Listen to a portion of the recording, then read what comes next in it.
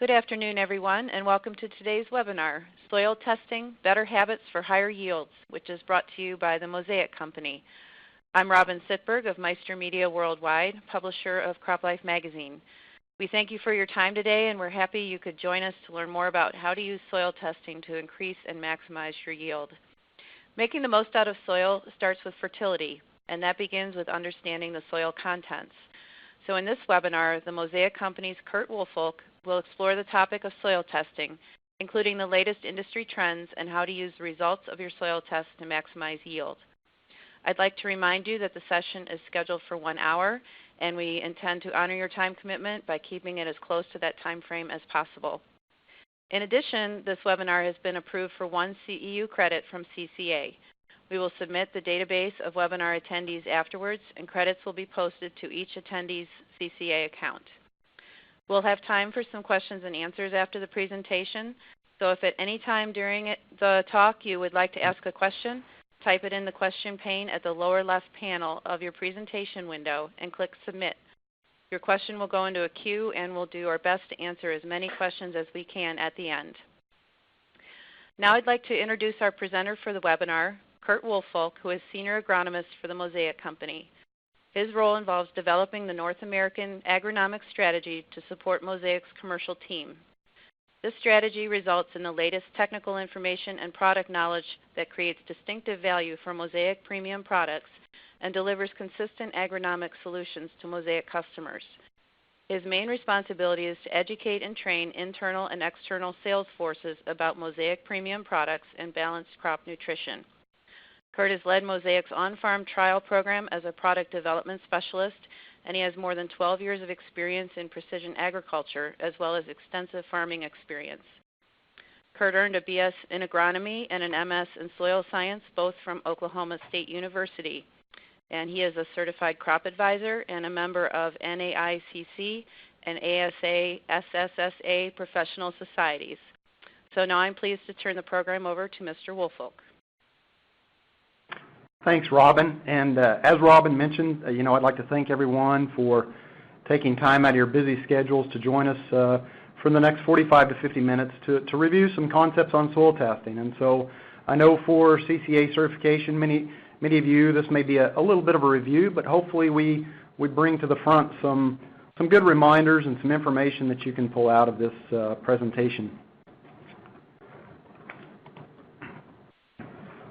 Whenever I saw this cartoon, I was 16 on my father's farm before we actually ran our first soil test, and so I definitely found humor in this, where this boy is asking his father for a soil sample report, and I think it's quite fitting for this presentation. We've got these farms and large investments, whether it's cash rent or actual purchase of property, and we make a living. This is our livelihood, so it only makes good sense to protect and maintain that investment. So obviously one of the ways that we can do this is by routine soil testing and fertilizer application. And of course this practice not only ensures peak performance for the short term, but it also makes sure that we maintain that land for the long term. So throughout the presentation I've got 5 key areas or bullet points that I've broke this down into that we'd like to cover. So the first bullet is basically a review of crop nutrition. Talk a little bit about the essential elements or essential nutrients, basic soil testing concept. We'll really dive in as it pertains to the habits, good field sampling. What do we need to be thinking about and doing there? I mean, harvest is winding down. There's been a lot of soil sampling already take place. For some, you may be waiting till the spring to soil sample, and these will be good reminders for that. We'll also talk a little bit about accurate soil analysis and what your lab does. It's quite a bit more complex than most people realize, and there's been a lot of research done, and we'll look at some of that. Data interpretation is the 4th key bullet point or area that we'll cover. And then the last one are newer tools and technologies for soil testing. So when it comes to all the variables involved in farming, we know that we must dissect all those that we can affect and account for those variables that we cannot affect. So when we look beyond weather at those variables we can control, we know that we can control as much as 60% of our yield is dependent on soil fertility. So another way of saying that, regardless of how much we spend on other crop inputs, whether it's seed technologies and traits or other types of inputs, if we haven't taken care of our base soil fertility, then we're not going to maximize that yield potential of that crop. So, similar to preparing for a long trip, it's important to continually monitor and replenish this soil tank, if you will, in order to achieve maximum yield. So let's begin with some of the basic soil fertility concepts, and then why do we measure some of these different nutrients. So I think most of us know there are 17 essential crop nutrients. We spend a bulk of our time talking about primary macronutrients, the nitrogen, the phosphorus, and the potassium. We've also got 3 secondary macronutrients, the magnesium, the sulfur, and the calcium. And then we've got 8 micronutrients that we concentrate on, nickel being the one that was discovered most recently. So I think again, most of us have seen Liebig's law or have heard the law of the minimum. And so basically the law of the minimum tells us that regardless of how optimum the level of any other nutrient it is, it only takes one nutrient to be low or deficient to prevent us from achieving that maximum yield potential. So a little bit on soil testing concepts. If you had an agronomy class or an introductory soils class, this will be a little bit of a review. I find this kind of stuff quite interesting. I like history. So, if you think about the invention of the moldboard plow, and there was a lot of soil science concepts that were coming to fruition during the 19th century there, 1850s, 1875, really starting to understand what a soil profile was, defining that organic matter layer on top, defining what topsoil was, and it really was the early beginnings of defining what a plow layer was. It just so happens that with the moldboard plow and the wide introduction and adoption of the moldboard plow, most of that furrow slice, if you take one of those moldboards and slice down through the soil, the plow depth was about 6 to 7 inches. And that still rings true today and drives much of what we do in soil testing. Our soil testing, a large part of that's based on a 6 2/3 inch soil core. So just a little bit of the background or the math, how that comes about. If you take 1 acre of soil, we know that 1 acre is 43,560 square feet. That's roughly 209 feet by 209 feet. And if we convert a 6-inch core into, a foot, that's 0.56 feet is how deep we pull our core whenever we stick a soil probe in the ground, assuming you take a 6-inch probe. A silt loam soil weighs approximately 82 pounds per cubic foot, and that's 1.32 grams per cubic centimeter. And so there's a lot of science that went into this. And as we think about our soil test reports, and we get these values back in 1 part nutrient per million parts of soil, again, the mathematics here kind of walk you through how we derived at that. So if you look at the lower left-hand pane, or that equation, again, we have 1 part nutrient for every million part of soil, and based on the graph or that slice that we looked at above, we have 2 million pounds of soil in an acre furrow slice. So once you do the math of that simple little equation, that tells us that you need to take a part per million times 2 to equal pounds per acre. Now for a lot of us, our soil test lab will report in both, or for certain states, I know in Illinois they may not do this, but they used to always report in pounds per acre. So often you get both of those, but if you ever get a nutrient value back in part per million and you're curious how to do that, the ppm times 2, this was a little bit of the background on how we came to that. Now let's say that you sample on an 8 or 10 inch core, or something other than the typical 6 or 6 2/3 inch core. A good rule of thumb here is take your part per million times 0.3 as a multiplier for every inch that you sample to give you pounds per acre. So as an example, if you're testing to 8 inches, you're going to take 8 inches times 0.3 to give you a multiplier of 2.4. So that part per million times 2.4 is going to give you pounds per acre. And again, labs often do this for us, especially as it pertains to mobile nutrients like nitrate or sulfate, and those are probably the big two. As I mentioned, soil testing, soil chemistry can be a bit complex. I mean, we're trying to take some of that out of it. The soil test labs do an excellent job of simplifying all the complexity for us as agronomists and as growers. But basically, just some of the basic concepts that we think about for root uptake by a crop. We have nutrients in a soil solution, and we have all these factors or sources where those plant nutrients come into play and can basically dump into that soil solution. So we'll talk a little bit more about organic matter. That can be a great pool for us to add nutrients and also go the other way, immobilize or take some nutrients and tie them up. We also have soil organisms. That's a huge contribution in the way that soil organisms interact with the soil chemistry. We have the soil minerals, and we'll take a pretty deep dive into phosphorus and potassium and talk about some of the mineralogy and plant available P and K versus what's not going to be available. Then we have surface adsorption, and commonly, when I was in college, I thought that was absorption. That was a typo by the professor, but it is actually adsorption. It's that cling to a soil particle. And then related right to that is cation exchange, and we'll talk a little bit more about cation exchange in the soil complex as well. So let's talk about some basic fertility concepts. There's really two primary concepts related to soil testing and crop nutrition.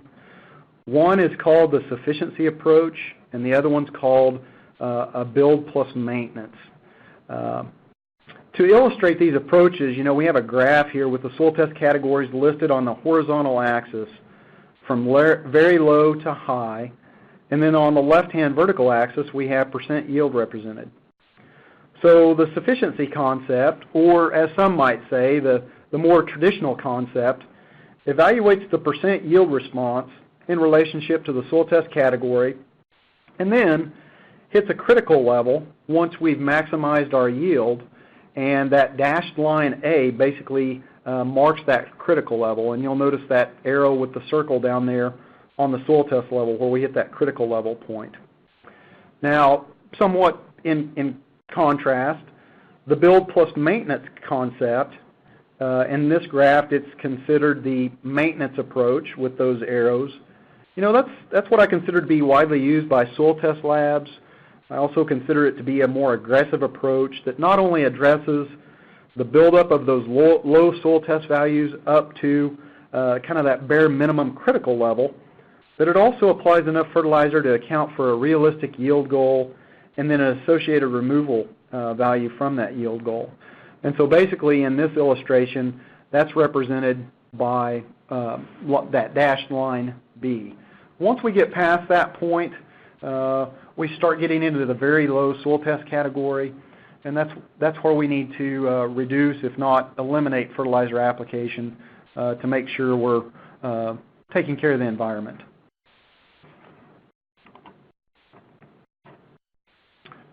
We've got a couple of slides here. This is a slide that was derived from the International Plant Nutrition Institute.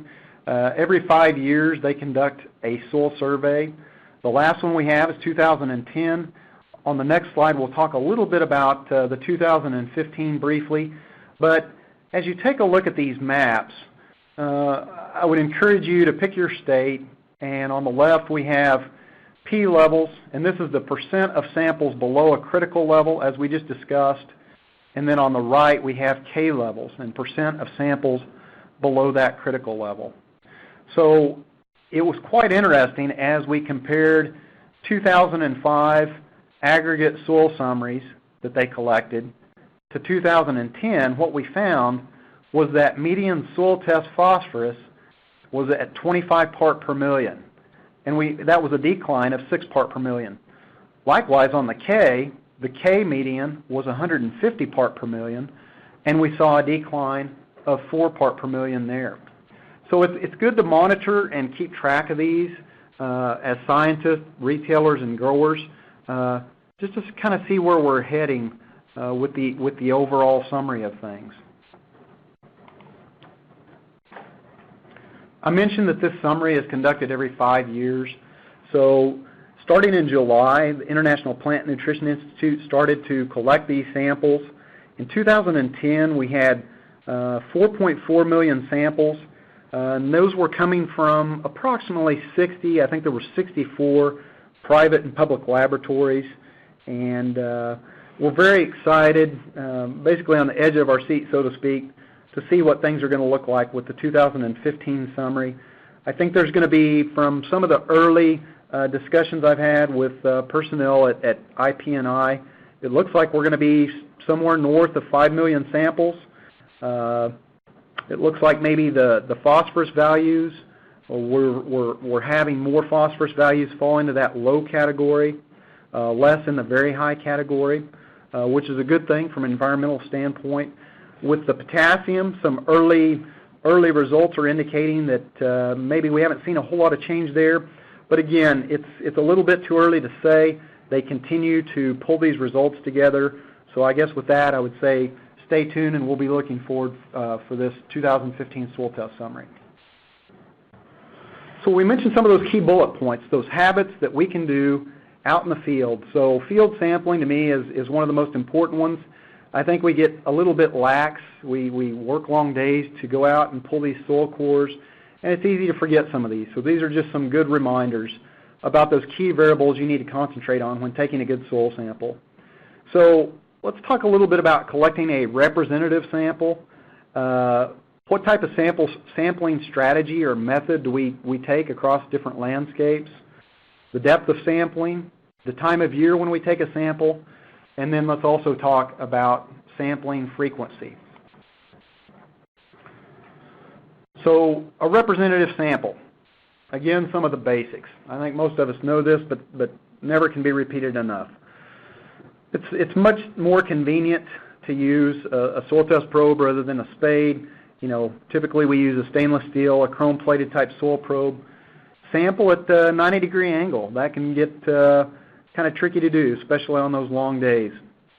The next one, you'll find different reports and different advice from different labs. You know, here I say pull 8 to 12 cores to create a representative sample. And typically when we say 8 to 12, that's because we know realistically most of us are going to take 8 samples rather than 12 whenever we're out in the field.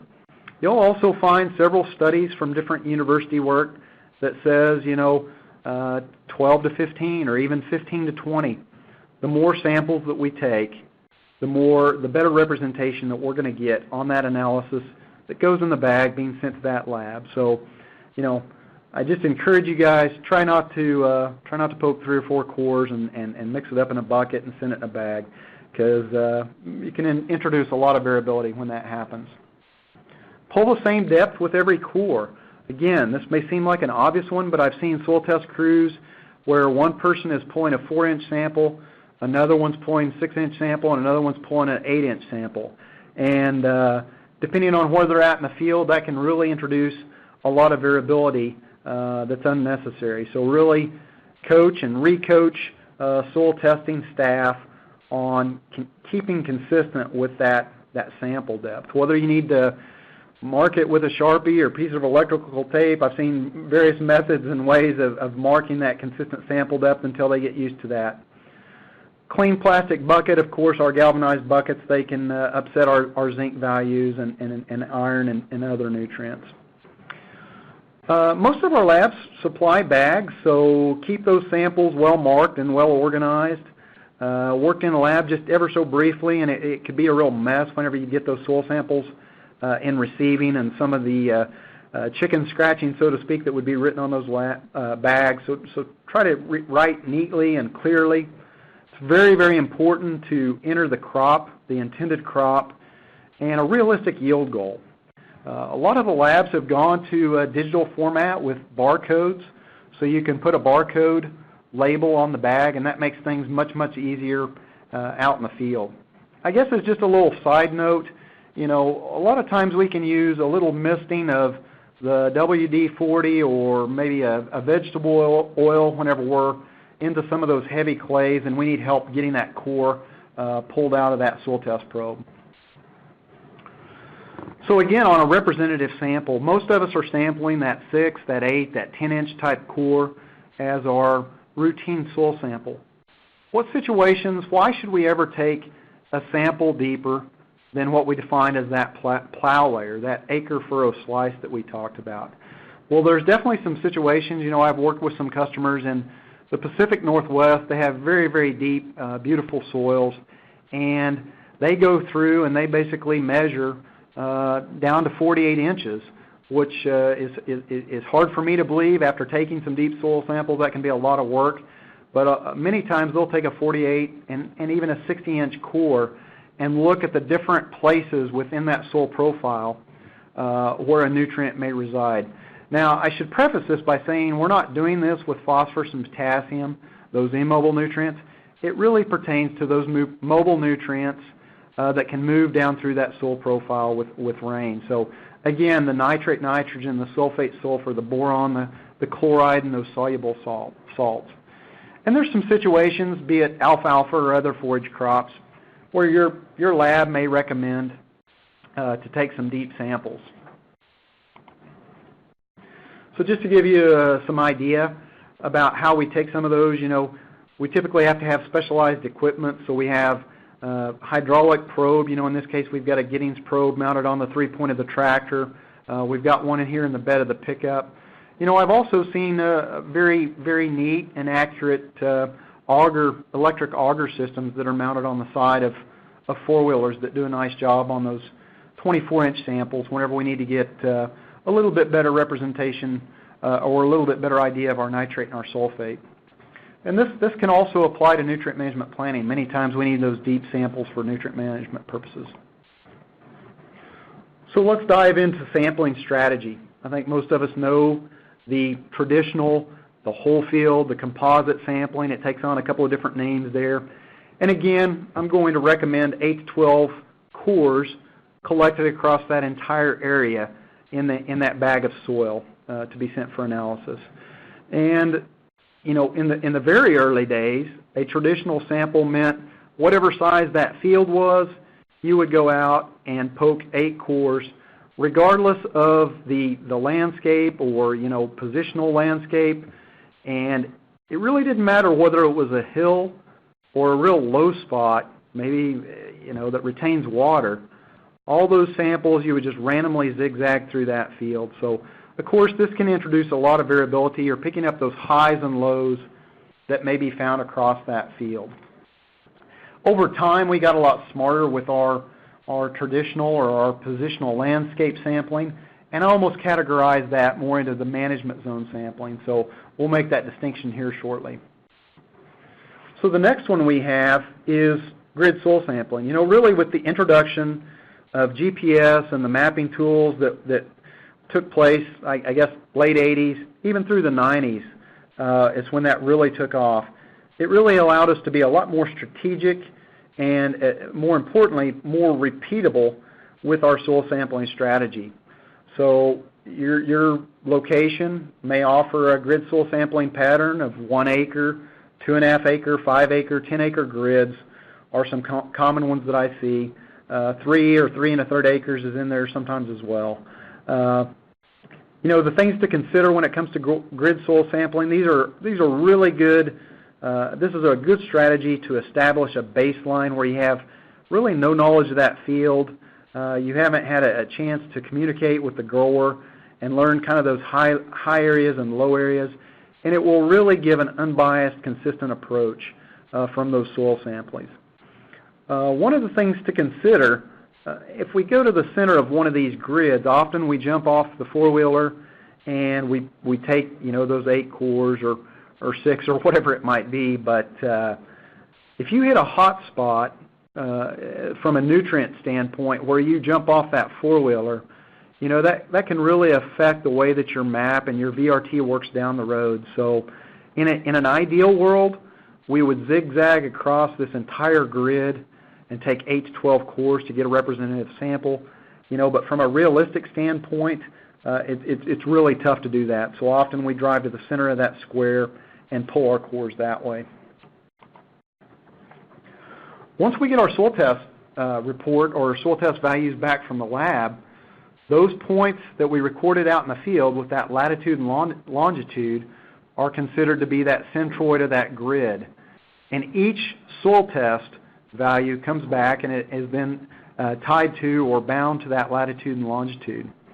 Once we get that done, then our mapping software, our GIS software, allows us to interpolate the data, which is just basically a fancy term for saying, we're mathematically calculating from one point to the next or one grid to the next. We are mathematically calculating a soil test value for every area of that field. So a grid may have a 60-foot by 60-foot or 80-foot by 80-foot grid across it. Any place that we go in and drill or pierce that particular layer of data, we're going to have a soil test value for it. In this case, I just showed a representative smooth polygon for Bray P1 part per million values. One of the ones that I'm really fond of, I'm fond of grid soil sampling as well, but I think there's been a lot of evolution or maturity in the way that we handle management zone sampling. I mentioned earlier that we did positional landscape, kind of looking at the hills versus the low areas and grouping soils together. But now we have a suite of tools that make this a lot more precise. And so, we've seen a huge increase in harvesting equipment with yield monitors. We've got more layers of imagery. Retailers and service providers know these fields more intimately. The growers, the communication lines are there.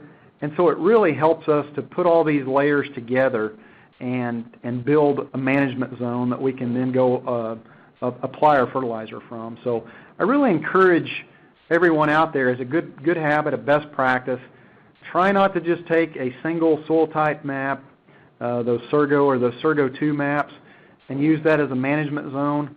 That's not a bad starting point, but if at all possible, try to get at least one, preferably 2 to 3 years worth of yield data, some imagery, any other type of data that you can plug in here and layer to help refine and define that management zone is going to be beneficial. So whenever we think about these different soil sampling strategies, in 2013 we had a survey conducted. It was actually sponsored by CropLife, and it's very telling. It's quite interesting. If you get a chance, I encourage you to go look at the service's dealership survey results.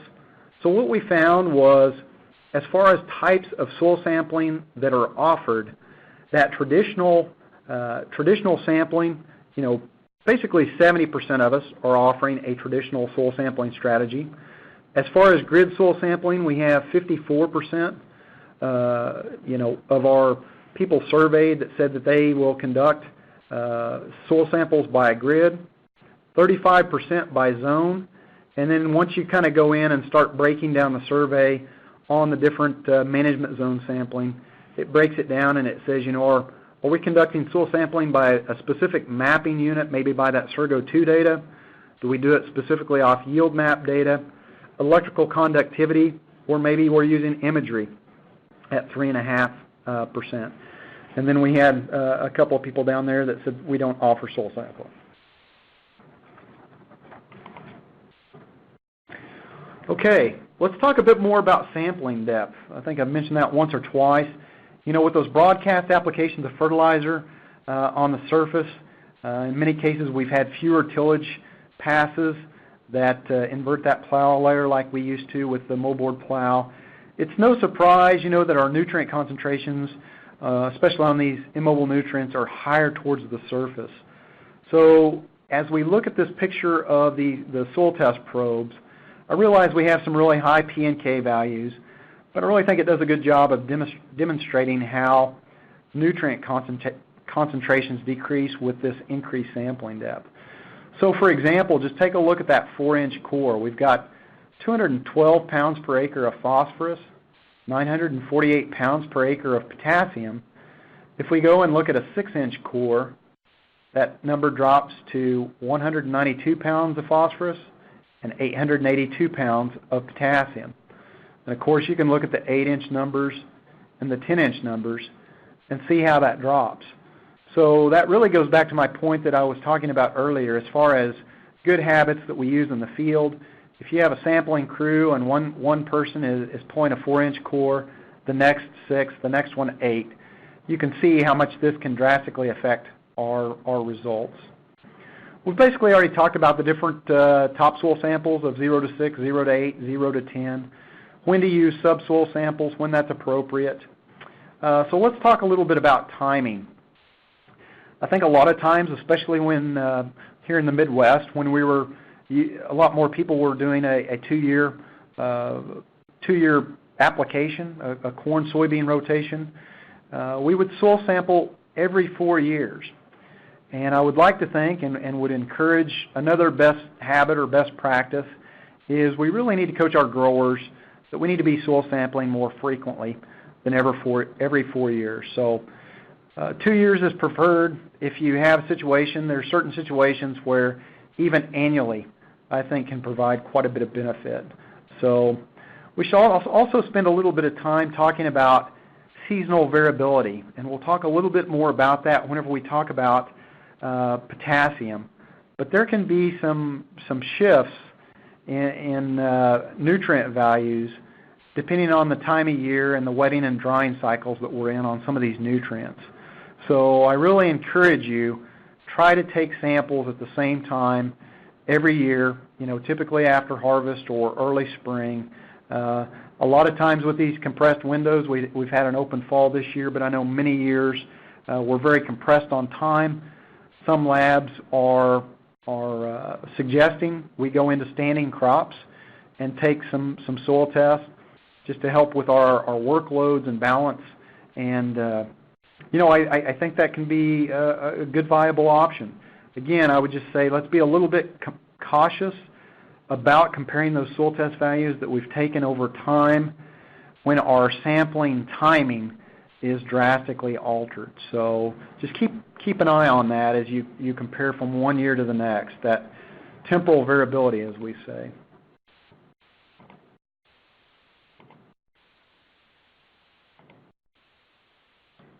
Okay, if you ever have a chance to take a tour of a soil test lab facility, I encourage you to do so. They're fascinating little, factories, you may say. And in this picture on the left, we see a row of soil samples, that are being entered into a lab database prior to going to drying. So it's not uncommon. The labs are getting bigger and bigger. It's not uncommon for these labs to run, 3,000 to 5,000 samples per day during the busy season, which is just a tremendous amount of soil that gets hauled in by the different delivery trucks and analyzed and reported back to you guys. So just as an example, as we look at that oven dryer for samples, I know in the north central region, the standards that we use in the north central region call for not more than 40 degrees Celsius. So that's roughly 105 degrees Fahrenheit, and you can vary down your dry times. So a lot of labs may use a 6 or 12-hour dry time, and there's a little bit of flexibility based on the soil type. Once we get our samples dried down, then we use these little mills to pulverize and produce a homogeneous subsample that will then basically go to different parts and different instrumentation within the lab to test for different analytes or nutrients. And I use the word analytes different than nutrients simply from the fact that pH and organic matter, CEC, those are not nutrients, but they are analytes. So let's jump right into a soil test report. So whenever we get a soil test report back, we've done everything right in the field. We've got a quality certified lab that has produced results, and we get the report back. One of the first things I do as a best practice, a best habit, is look at that pH. We've got a pH represented in the soil test report that A&L Great Lakes Lab provided me, and we have two columns. We have soil pH, and then we have a buffer pH. So let's talk a little bit about that. Under the pH title, why do we have two different values? Why are some of those values null in the buffer pH, and yet 6.8 listed twice? And so let's go into that. I guess even before we do that, let's talk a little bit about what happens in the lab to get to that. So typically we measure a 1-to-1 water pH, which is a measure of the pH in soil solution. We also call that an active pH. So again, 1-to-1 just simply means that we've got 1 part soil to 1 part water. Some labs may run 2-to-1, or there will be some slight differences here. For all practical purposes, pH is pH. That second column we saw, it involves buffering pH. What exactly does that mean? So in the lab, we go in with a buffering solution, such as a Sakura or an SMP. We add that to the sample, and we allow that to react for a specific amount of time, and then we measure the pH of that same sample over again. This value that we get back tells us that willingness of the soil to change its pH. Those values closer to 7 mean that pH is changed easily, whereas those values that fall further from 7 indicate that soil's reserve acidity will make it more difficult to change. So again, that buffer pH you'll see at the bottom of the slide is a measure of that active plus reserve acidity. I think most of us know the pH scale, whether we're talking about 4, more like the lemon juice, versus the 10 or 12 or on up like the household bleach. Most of our cropping situations prefer a 6 to a 6.5.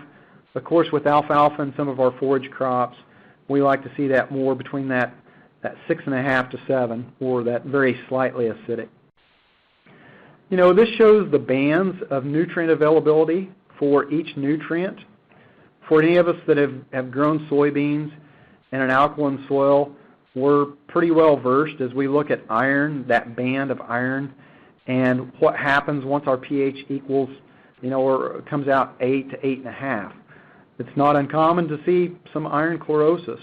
When we see that across those micronutrients like iron and manganese and boron and copper and zinc, on those alkaline soils, we start dropping plant availability of that given nutrient.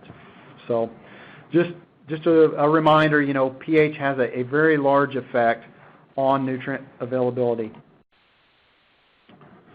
We talked about active versus reserve acidity.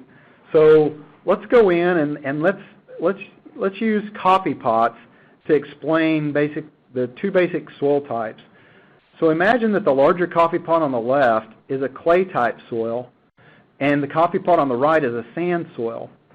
What you'll notice is the inside, or the container of the coffee pot, is more of our reserve acidity, whereas the sight glass on the front represents more of our active acidity, or what we find in solution.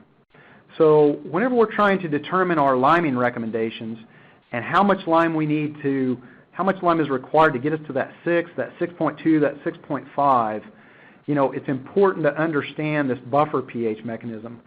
So again, look at the containers, those coffee pots on level B there.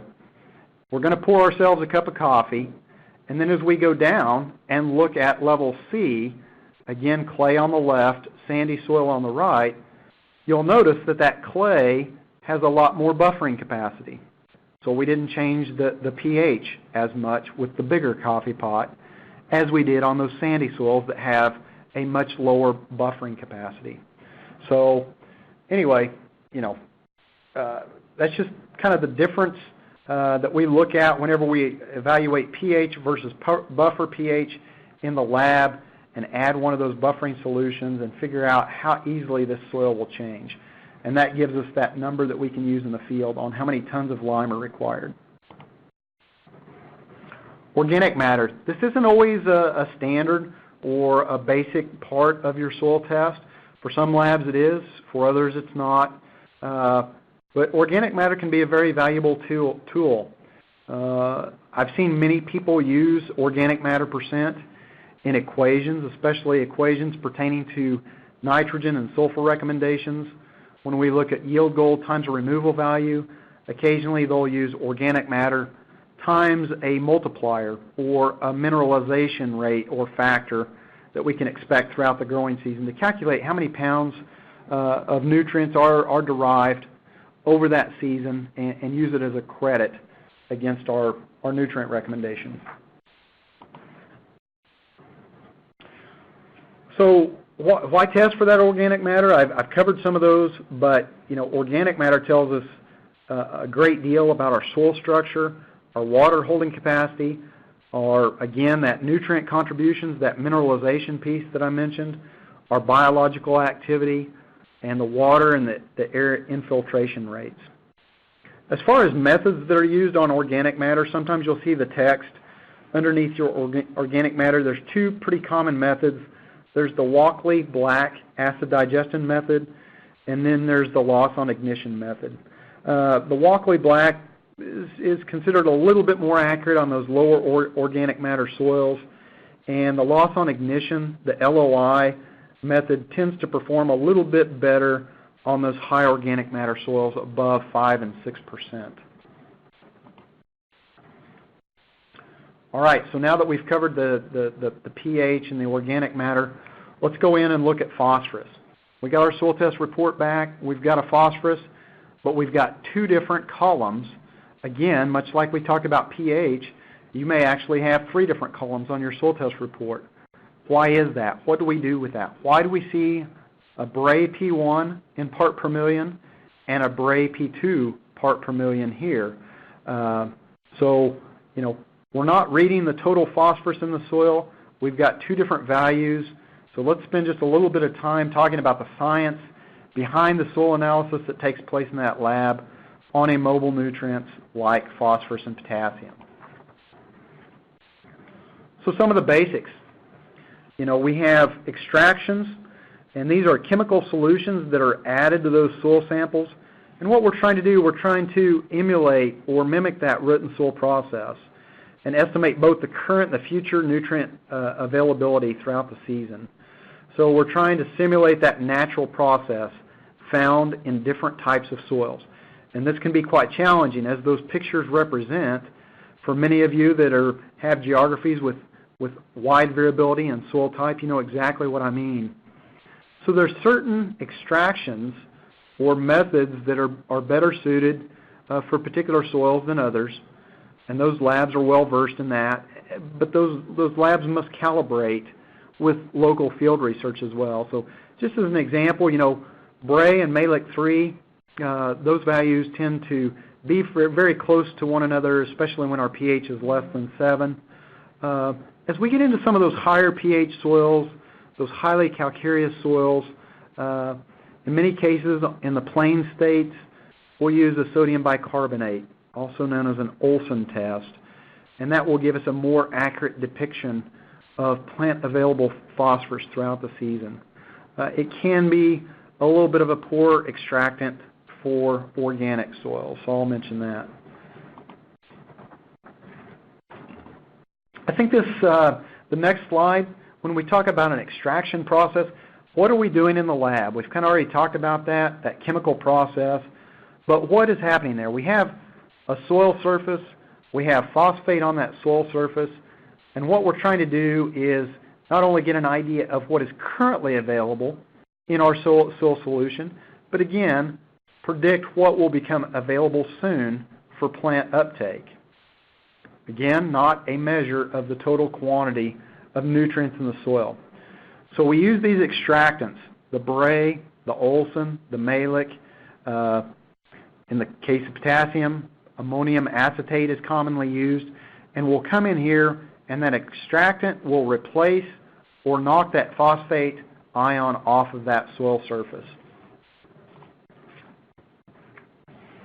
So I've already mentioned several of these, but just kind of as a review between phosphorus and potassium, you look at the listing of soil extractions that we have on the left, the Bray 1, the Bray 2, Malic 3. Our friends to the north in Canada may use a modified Kelowna, or there may be a modified Morgan. And we've already mentioned the sodium bicarbonate, also known as Olsen. For potassium, the typical extractions we use are an ammonium acetate, the modified Morgan, the sodium acetate, or maybe a Malic 1 or Malic 3. I don't see Malic 1 quite as much anymore, typically more of a Malic 3. This Malic 3 can also be used to extract nutrients on our micronutrients. So a lot of labs are starting to adopt that as well. So we see in the picture at the bottom, we use our extraction, we filter that solute off, and then we analyze that. Many times we're using an ICAP machine, an ICAP, inductively coupled argon plasma machine, to look at the content, the nutrient content in these samples. Okay, we've already talked a little bit about it, but potassium, our soil test potassium. In this case, we don't see any title that says ammonium acetate. I just know from this lab report that this particular one is. You may or may not have that title, but generally we just have one potassium number, so that makes life just a little bit easier. So let's jump in and talk about potassium. I think this does a good job. We all know that potassium is taken up as a K plus into the plant. About 80% of that potassium uptake comes through diffusion, and about 10 to 20% kind of follows that water stream with mass flow. But more importantly, if we look at these 4 different bars or pools down here at the bottom, these are different forms of potassium found in the soil. So where we see the corn plant, we have solution potassium. Obviously, we could use water to extract potassium there and get a number. But again, we're trying to mimic or emulate what that crop or crop root is going to do throughout that season. So again, we use these extractants to go in and knock potassium off of those clay layers and humus layers to get at this exchangeable K in bar number 2.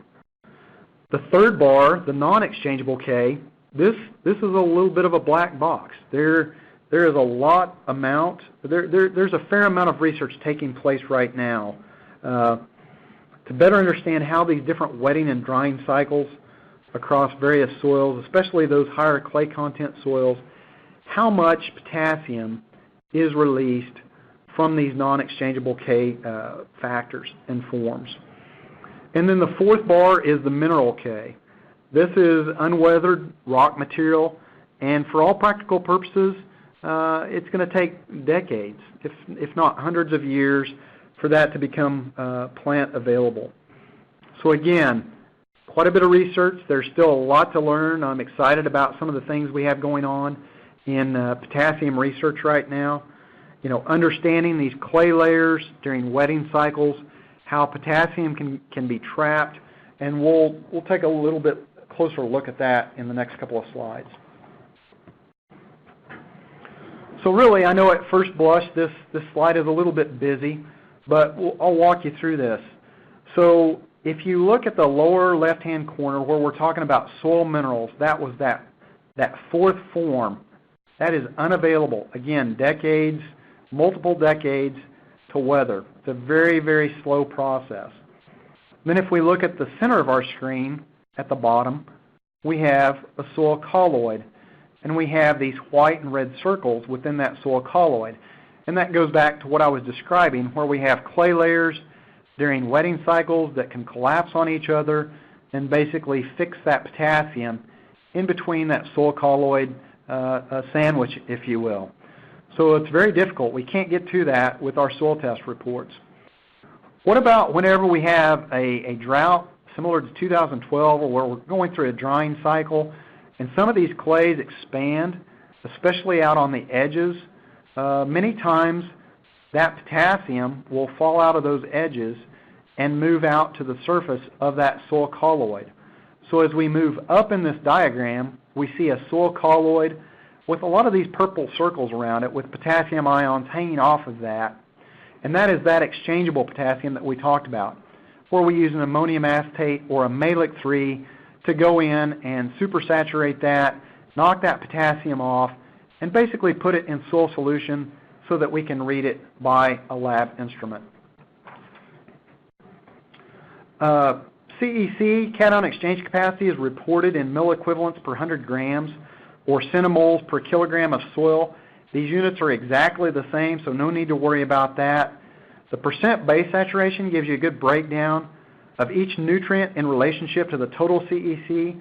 So in order to calculate the base saturation, you have to know the equivalent weight of each cation.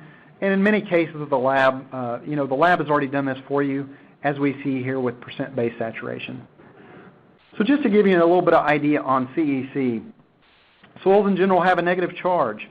We know that the soil on the left of this diagram with a CEC of 25 is a clay soil, and we have a lot more negative charges, which means we can hold a lot more positive cations. And by cations, I mean that hydrogen, that calcium, that magnesium, that ammonium, sodium, and potassium can be attached to that, much like magnets. I think most of us know with a CEC of 5, a sandy soil, that's much lower. And this table kind of gives you sands are generally 0 to 10, coarse loams 11 to 20, so on and so forth. Let's talk about soil analysis of micronutrients. As we continue to pull higher and higher yields from our farms, these soils can only support the micronutrient needs of these yields that we're pulling off for so long.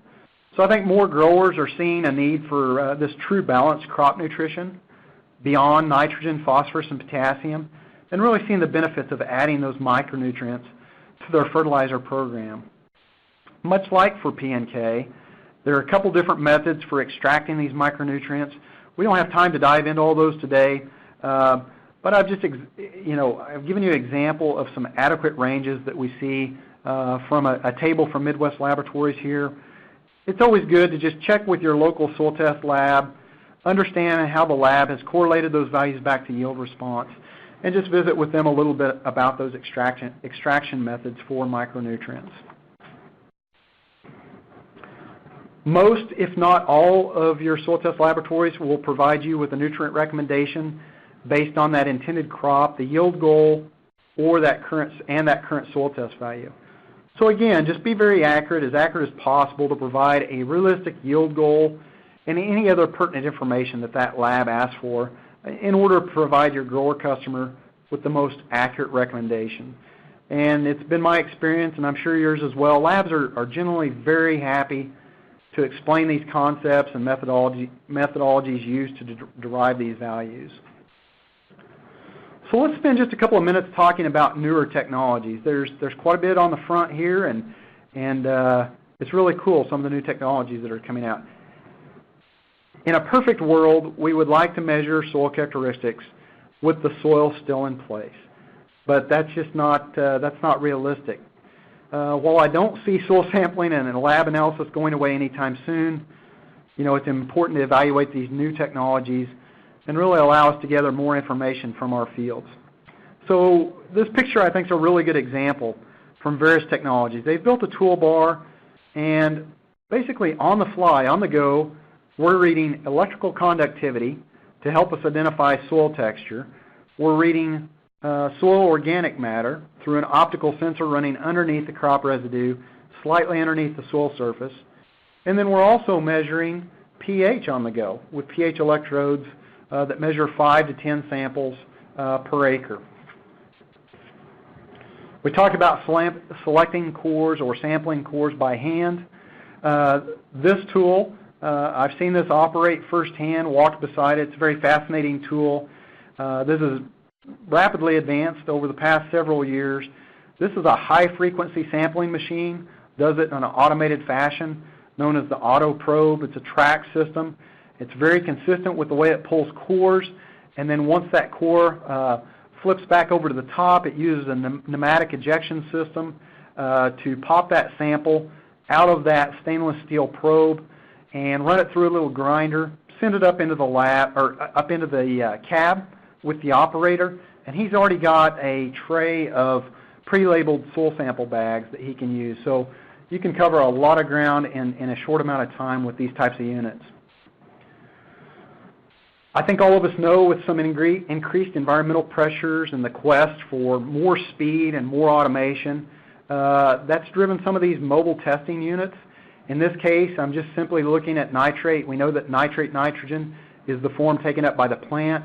On the left, we have the 360 soil scan, which basically, does everything a lab would do in a small mobile little unit, and then the no-weight nitrate soil test as well for mobile nitrate testing. Another technology that I think has a lot of promise is this concept of using negatively or positively charged membranes or resins to simulate a plant root and estimate nutrient availability with very minimal soil disturbance. So there on the left, you have that negatively charged membrane with hydrogen ions, those plus charges hanging to that. In contrast, at the bottom, you have the positively charged that retains those negative ions that we test in the soil. So again, we're trying to simulate a plant root by attracting anions or cations onto these resins. I've mentioned it, soil testing quality is of utmost importance. If you haven't had the chance, I encourage you to look at the article published in Ag Professional last month regarding lab testing, soil test lab certification. It was a great article in there. A good habit to practice with soil sampling is to ask and have a basic understanding of those quality control programs and certifications that your lab uses and implements. One of the most common is the North American Proficiency Testing Program. That's administered and monitored by the Soil Science Society of America. So just keep that in mind as you're selecting a soil test lab, or even if you have one selected, ask them what proficiency and certification programs they're a part of. As we think about nutrient recommendations, offered by a lot of our universities and extension programs, I think we all recognize that there's a great deal of correlation and calibration work that was conducted 15, 20, in some cases 25 years ago, and that may need updating. It's time for updating some of these. So an example of this is a recent article that we saw from The Ohio State University, basically asking or recruiting growers to help update the tri-state fertility recommendations. This is a very large and very important initiative, so I applaud them for doing that. So in summary, just to wrap things up, we've talked about different soil testing concepts. We've covered best practices for the field, during sampling, that depth, the strategy, the timing, and the frequency. We've talked about analysis processes that we use in the lab. We've talked about quality control programs that the labs use. And then we've covered a couple of the newer technologies and equipment that can be used in a soil testing program. So with that, I think we might have just a little bit of time for questions, and I will turn this over to Robin. Okay, thank you, Curt.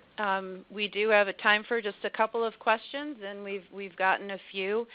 And I will read this first one. It's, what is the most accurate and repeatable soil nitrate sampling protocol you have seen? Can anything get to within plus or minus 10 pounds of nitrogen per acre? With the nitrate test, we're reading total nitrate in the soil, and so I think the lab that you're using would be fairly transparent about showing you the different nitrate numbers for those samples, and that should be very repeatable given that sample, even if you split that sample out. Okay, thank you. And how do you pick core sites relative to fertilizer band? All in a row, all between rows, or half and half? The International Plant Nutrition Institute and our cropnutrition.com website have an illustration of the way across those different ridge till, strip till, all the different tillage practices, how we go in and sample those, whether it's a 4-inch core or a 6-inch core, whether to go at an angle in the side of the ridge. And so it's probably best just to look at some of those illustrations on some of those websites to get a good idea of how those should be performed. Okay. I'm going to read just one more question because we're now right at the end of our hour. But why does wetting of clay soils at a lab not release the potassium trapped in the clay layers of the soil? I'm sorry, Robin, could you read that one more time? Yeah. Why does wetting of clay soils at a lab not release the potassium trapped in the clay layers of the soil? Yeah, so as we discussed, the wetting cycle, and we've seen work from Antonio Malorino at Iowa State, Nathan Slayton at University of Arkansas. A lot of times if we have a really wet sample, or we go in and we wet a sample at the lab, more of that slurry method or that wet soil test K method, again, what can happen is those clay particles expand and, or not expand, actually can collapse, and that potassium gets bound in those clay layers in that sandwich as we saw in that diagram, and then we just can't get to that with our soil test extractions. Okay, thank you, Curt. We're probably going to have to close the session now for questions, but I will say that any questions that were here that were not answered will be forwarded on to Curt and to the folks at Mosaic, and I'm sure they will get them answered for you. So this wraps up our webinar, and as a reminder, an on-demand version of the webinar will be available in the next week, and you can find the link at croplife.com/webinars. So thank you all so much for joining us today, and thank you to the Mosaic Company for sharing this information with us.